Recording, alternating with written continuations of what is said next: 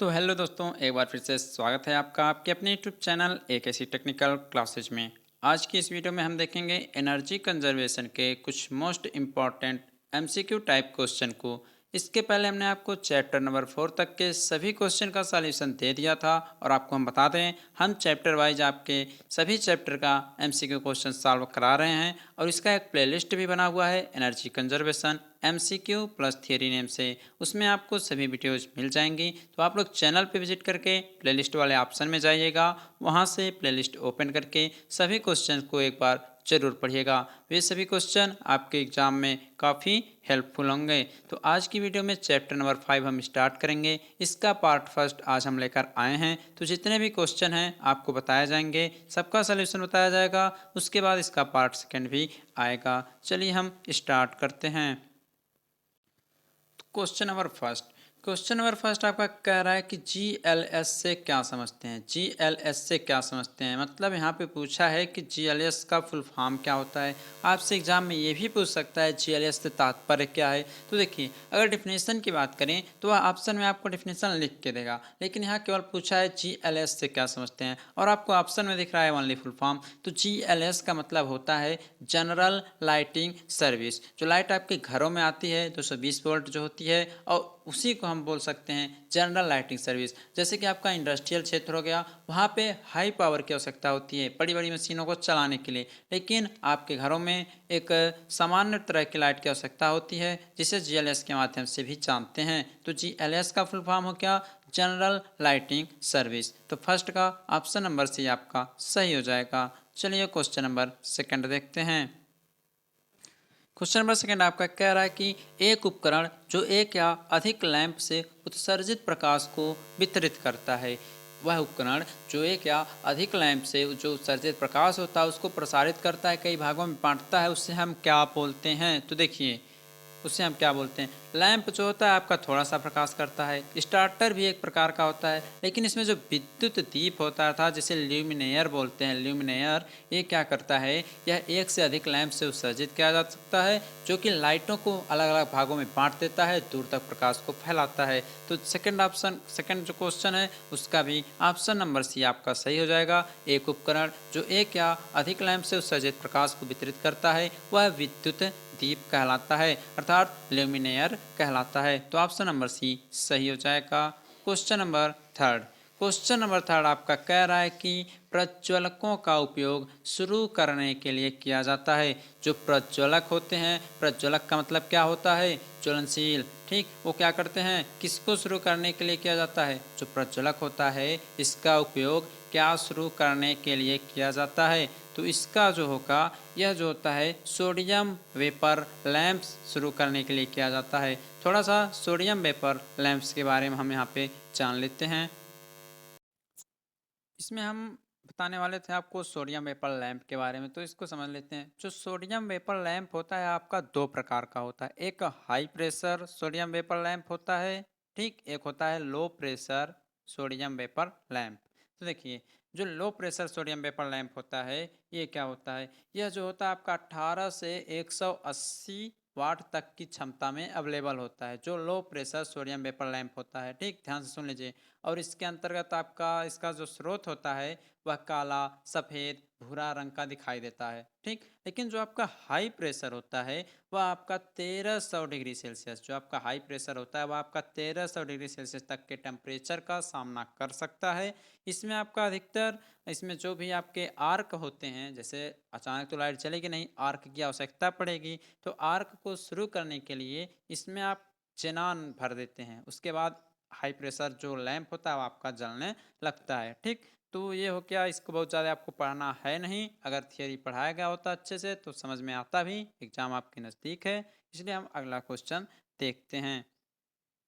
तो question number 4 आपका एक कह रहा है कि दीपक द्वारा उपभोग की गई शक्ति और दीपक द्वारा उत्सर्जित जो चमकदार फ्लक्स होता है उसका रेशियो क्या कहलाता है। तो ध्यान दीजिए, जो भी आपका दीपक अर्थात जो प्रकाश द्वारा जितनी भी एनर्जी की खपत की गई होती है और उसी के द्वारा जितना भी आपका फ्लक्स, चमकदार फ्लक्स बाहर निकलता है, इन दोनों का रेशियो क्या कहलाता है। तो देखिए, आपके बुक में दिया होगा, हमने बुक भी प्रोवाइड किया था अपने टेलीग्राम चैनल पे, तो उसका पीडीएफ आप लोग डाउनलोड कर लीजिएगा। टेलीग्राम का लिंक हम डिस्क्रिप्शन बॉक्स में दे देंगे।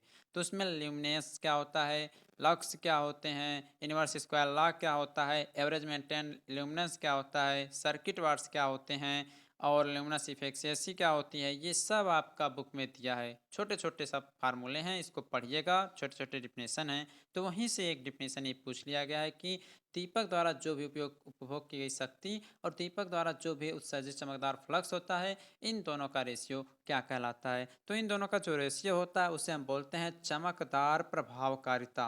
ऑप्शन नंबर सी सही हो जाएगा, चमकदार प्रभावकारिता। इसकी यूनिट जो होती है वह होती है ल्यूमेन प्रति वाट। क्वेश्चन पूछा जा सकता है कि चमकदार प्रभावकारिता की यूनिट क्या होती है, तो इसकी यूनिट होती है लूमेन प्रति मीटर। क्या होती है, लूमेन प्रति वाट होती है, सॉरी लूमेन प्रति वाट होती है। यहीं पे अगर पूछा जाए प्रकाशन क्या होता है, तो देखिए 4 का सी सही है, ठीक। अगर पूछा जाए प्रकाशन क्या होता है, तो प्रकाशन क्या होता है, यह जो होता है किसी सतह के एक बिंदु के अंश पर, कोई सतह है इसके किसी एक पॉइंट पर जो चमकदार फ्लक्स होता है, उस अंश के क्षेत्रफल का भागफल होता है। मतलब इसको पूरा निकाला जाएगा, डेरिवेशन है आपका, तो आप लोग पढ़िएगा इसको। लक्स के बारे में पूछा जाएगा, लक्स क्या होता है, तो ये आपकी एक मीट्रिक इकाई होती है, ठीक। और यह क्या होता है, यह 1 ल्यूमेन प्रति वर्ग मीटर के बराबर होता है। जो लक्स होता है वह 1 ल्यूमेन प्रति वर्ग मीटर के आपके बराबर होता है। तो इसको देख लीजिएगा, बुक हमने प्रोवाइड कर दिया है। Question number 5।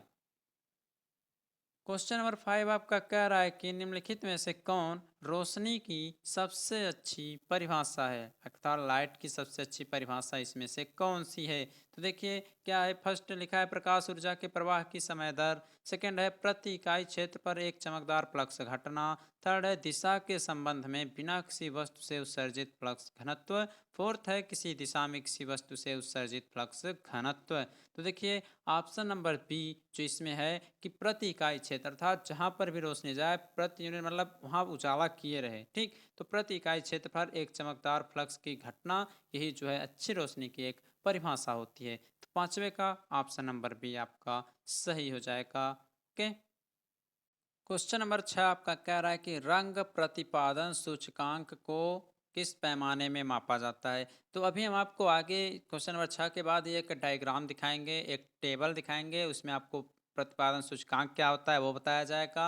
उसके बाद यूनिट्स के बारे में बताया जाएगा, हाई प्रेशर वेपर अधिक अच्छा है कि लो वाला सही है, ये सब उस एक टेबल में बताया गया, तो उसको हम समझा देंगे। उस बेस पे भी आपके बहुत सारे क्वेश्चन आपके बुक में दिए गए हैं ऑब्जेक्टिव टाइप, तो उसको भी हम उसी तालिका के माध्यम से बताएंगे। तो यहाँ पर भी कुछ वही टाइप का क्वेश्चन है, उसी टाइप का कि रंग प्रतिपादन सूचकांक को किस पैमाने के बीच में माना जाता है। तो वह जो होता है रंग प्रतिपादन सूचकांक जो होता है उसको 1 से 100 के बीच में हम मानते हैं। छठे का ऑप्शन नंबर ए सही हो जाएगा।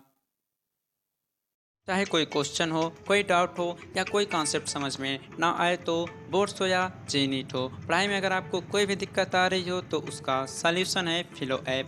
अपने डाउट को किसी भी टाइम क्लियर करें इन दीज 3 इजी स्टेप्स। सबसे पहले इस ऐप को प्ले स्टोर या ऐप स्टोर से आपको डाउनलोड कर लेना है।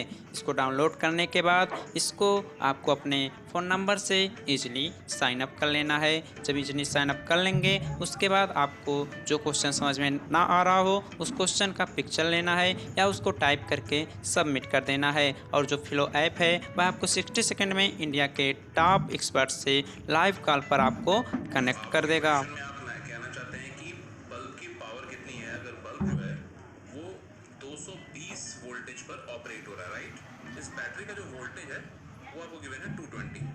तो ये आपको सिंपल रिलेशन हो गया यहाँ पर। अब अगर कोई आपको और डाउट है तो आप बताइए। Thank you. So guys it's that simple, if any question just ask फिलो। इस ऐप का डाउनलोड लिंक नीचे डिस्क्रिप्शन में है, सो डाउनलोड फिलो नाउ। अगर आप लोग फिलो ऐप में एक्स्ट्रा 10% तक का डिस्काउंट पाना चाहते हैं तो स्क्रीन पर दिए हुए कोड को अप्लाई जरूर करें। तो उस तालिका को देख लीजिए जहाँ से आपके बहुत सारे क्वेश्चन पूछे जाते हैं। जैसे कि अगर दीपक के प्रकार यहाँ पे दिया है, फिर इसका ल्यूमेन पर वाट में रेंज, इसका एवरेज दिया है, फिर इसका कलर रेंडरिंग इंडेक्स दिया है यहाँ पे, इसका विशिष्ट अनुप्रयोग कहाँ कहाँ पे है, इसका जीवन कितने घंटे हो सकता है, ये सब यहाँ पे दिया है। तो सबसे पहले जो तापदीप्त होता है, इनकैंडेसेंट जो लाइट होती है, इसकी रेंज 8 से 18 ल्यूमेन पर वाट में होती है और औसत जो है यह 14 तक होती है। ठीक।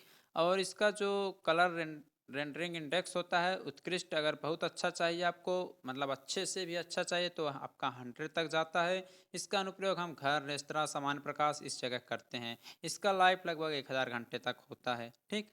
तो क्वेश्चन पूछा जाएगा ऐसे कि जो तापदीप्त प्रकाश होता है उसकी रेंज कितनी होती है, ऐसे क्वेश्चन पूछा जाएगा। तो आप लोग कहेंगे 8 से 18 होता है। ठीक। वहाँ पे पूछा जाएगा उसकी औसत कितनी होती है, तो आप बताएंगे 14 होती है। इसका रंग प्रतिपादन सूचकांक कितना होता है, तो आपका 100 होता है। इस प्रकार से क्वेश्चन आपका पूछा जाएगा उसका लाइफ कितना होता है, तो 1000 घंटा होता है। ठीक। इसी प्रकार जो प्रतिदीप्त लैंप होता है इसका रेंज 46 से 60 के बीच होता है, औसत 50 होता है, उत्कृष्ट नहीं होता, यह थोड़ा अच्छा होता है 67 से 77। लेकिन इसकी जो चलने की लाइफ होती है जैस वह अधिक होती है किसकी, तापदीप्त से, 5000। यूज कार्यालय, दुकान, घर, अस्पताल यहाँ पे इसका होता है। कॉम्पैक्ट प्रदीप्त लैंप जो है CFL जिसे बोलते हैं आप लोग, CFL का फुल फॉर्म भी पूछा जा सकता है, तो आप लोग इसको भी पढ़ लीजिए। इसका रेंज 40 से 70 के बीच में होता है। एवरेज 60 आपका माना जाता है, मतलब यहाँ तक है तो सही है। अब बहुत अच्छा, अगर इसका रेंज की बात करें, इसके सूचकांक उत्पादन की, तो यह 85 पे बहुत अच्छा हो जाता है। होटल, दुकान, घर, कार्यालय इसका यूज होता है। इसकी लाइफ 8000 से 10000 घंटे तक होती है। अब जो हाई प्रेशर मरकरी होता है ये भी एक लाइट का रूप है। इसका रेंज 44 से 57 होता है। ये सब आप लोगों को रट लेना है, क्योंकि अभी आगे जितने भी ऑब्जेक्टिव टाइप क्वेश्चन बने हैं इसी के बेस पे बनाए गए हैं। ठीक। 50 इसका एवरेज है। 45 पे काफ़ी ठीक ठाक या जलने लगता है। यहाँ पे यूज कार फ्लैट प्रकाश, अन्य जगह। एवरेज लाइफ इसकी 5000 घंटे है। हैलोजन लैंप की बात करें तो इसका रेंज 18 से 24 तक है, और 20 पे यूज कर रहे हैं तो अच्छा है, चलेगा। और यह भी उत्कृष्ट प्रकाश देगा 100 पे। इस पे प्रदर्शन फ्लैट प्रकाश यहाँ पे यूज। लाइफ इसकी 2000 से केवल 4000 घंटे तक ही होती है। ओके। आगे इसी में आपका एक और दिया गया है, उच्च दाब सोडियम अर्थात हाई प्रेशर सोडियम जो लाइट है, इसका रेंज 67 से 121 तक है। एवरेज आप 90 वाला लगा के चलाएंगे तो अच्छा चलेगा, ठीक ठाक रहता है 22 में। ठीक। कारखान वेयर हाउस यहाँ पे लाइफ की बात करें तो 6000 से 12000 तक चलता है। इसी प्रकार से अन्य सभी लाइटों का यहाँ पे नीचे दिया गया है। LED की बात करें तो 30 से 50 रेंज है। एवरेज 40 सही रहता है, अच्छा रहता है 70। और 40,000 से 1 लाख तक का इसका रेंज, सॉरी, घंटा है चलने की। ठीक। तो LED जो है सबसे अच्छा है लैंप में, सबसे लास्ट में दिया गया है। तो आप लोग यहाँ पे देख लीजिए सबका लिखा गया है, इसको आप लोग स्क्रीनशॉट भी ले सकते हैं। ठीक। और इसको रट भी सकते हैं, क्वेश्चन आपका पूछा जाएगा यहाँ से भी, इसको आप लोग अच्छे से स्क्रीनशॉट रख सकते हैं। अब चलिए हम क्वेश्चन नंबर अपना जो आगे का है उन सभी को सॉल्व करते हैं। क्वेश्चन नंबर आपका 7 कह रहा है कि कम दबाव वाले सोडियम वाष्प लैंप की तुलना में जो हैलोजन लैंप का कलर रेंडरिंग इंडेक्स होता है, तो अभी जो टेबल हमने दिखाया था उसमें आपका कलर रेंडरिंग इंडेक्स दिया था। ठीक। तो पूछा है जो लो प्रेशर वाला सोडियम वेपर लैंप है उसकी तुलना में जो हैलोजन लैंप होता है उसका कलर रेंडरिंग इंडेक्स कैसा होता है। तो आप लोग एक बार फिर से देख लीजिएगा, स्क्रीनशॉट तो रख ही लिए होंगे, नहीं रखे होंगे तो एक बार वीडियो को फिर से पीछे क्लिक करके आप लोग रख लीजिए, उसके बाद इस क्वेश्चन का आंसर दीजिए। तो यह क्या था आपका, जो है बहुत बढ़िया होता है कम दबाव वाले सोडियम वाष्प की लैंप की तुलना में जो हैलोजन लैंप होता है इसका कलर रेंडरिंग इंडेक्स। तो इसका ऑप्शन नंबर भी सही हो जाएगा। क्वेश्चन नंबर 8 कह रहा है कि एक लक्स कितने के बराबर होता है। तो अभी अभी हमने आपको ऊपर एक डिफिनीशन बताया था, वहाँ पे लक्स के बारे में भी बताया था। तो आप लोग अगर नहीं पढ़े तो फिर से पीछे जाइए, पढ़े होंगे सुने होंगे तो अच्छा ही है, इसलिए बोल रहे हैं जो हम बोल रहे हैं उसको ध्यान से सुनिए। तो एक लक्स किसके बराबर होता है, जो एक लक्स होता है वह बराबर होता है 1 लूमेन प्रति वर्ग मीटर के बराबर। तो इसका ऑप्शन नंबर सी सही हो जाएगा। क्वेश्चन नंबर 9 की बात करें, क्वेश्चन नंबर 9 कह रहा है कि जो इनकैंडेसेंट लैंप होता है इसका रंग प्रतिपादन सूचकांक कैसा होता है। तो इसका जो रंग प्रतिपादन सूचकांक होता है वह जो है आपका प्रतिदीप्त लैंप की तुलना में उत्कृष्ट होता है। ठीक, ये सब गलत हैं। इसका right answer option number D कि जो इनकैंडेसेंट लैंप होता है इसका रंग प्रतिपादन सूचकांक जो होता है वह फ्लोरेसेंट लैंप की तुलना में उत्कृष्ट होता है।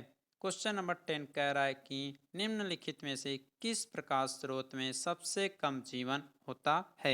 तो अभी अभी ऊपर हमने आपको ग्राफ बताया था, टेबल बताया था, उसमें बताया था कि किस लाइट का, किस प्रकाश स्रोत का जीवन सबसे कम होता है। तो 10 का ऑप्शन नंबर डी जो तापदीप्त होता है इसका जीवन सबसे कम होता है, अर्थात केवल 1000 ही होता है। ओके, क्वेश्चन नंबर 11 की बात करें। क्वेश्चन नंबर 11 में कहा है कि IS 3646 के अनुसार गैर कामकाजी अंदरूनी जगह के लिए आवश्यक न्यूनतम रोशनी कितनी होती है। तो ये सब ISO एक आपका स्टैंडर्ड होता है, उसके बेस पे पूछा गया है कि गैर कामकाजी अंदरूनी जगह के लिए आवश्यक न्यूनतम रोशनी कितनी होनी चाहिए। तो जो है न्यूनतम रोशनी होनी चाहिए वह 20 लक्स के बराबर होनी चाहिए, और 1 लक्स कितना होता है, 1 लुमेन प्रति वर्ग मीटर के बराबर होता है। तो 11 का ऑप्शन नंबर सी सही हो जाएगा। 11 के बाद 12 क्वेश्चन कह रहा है कि बराबर आउटपुट के लिए 250 वाट हाई प्रेशर मरकरी वेपर दीपक को निम्नलिखित से बदला जा सकता है। तो जो 250 वाट HPMV होता है इसको हम किस दीपक के रूप में बदलते हैं, इसको हम बदलते हैं 150 वाट HPSV के रूप में। ओके, तो इसका right answer option number A हो जाएगा। अगर नहीं समझ में आ रहा है तो रट लीजिए, क्योंकि एग्जाम तक आपको किसी न किसी तरह सब पढ़ना है। जितने भी MCQ कराए जा रहे हैं सब आपके बुक्स में ही हैं, और कहीं बाहर से हम नहीं करा रहे हैं, सिलेबस के अकॉर्डिंग ही पूरा सॉल्यूशन दे रहे हैं। तो आज के लिए बस 12 ही क्वेश्चन काफ़ी हैं, क्योंकि हमने आपको बीच में एक टेबल बता दिया, काफ़ी टाइम उसमें लग गया।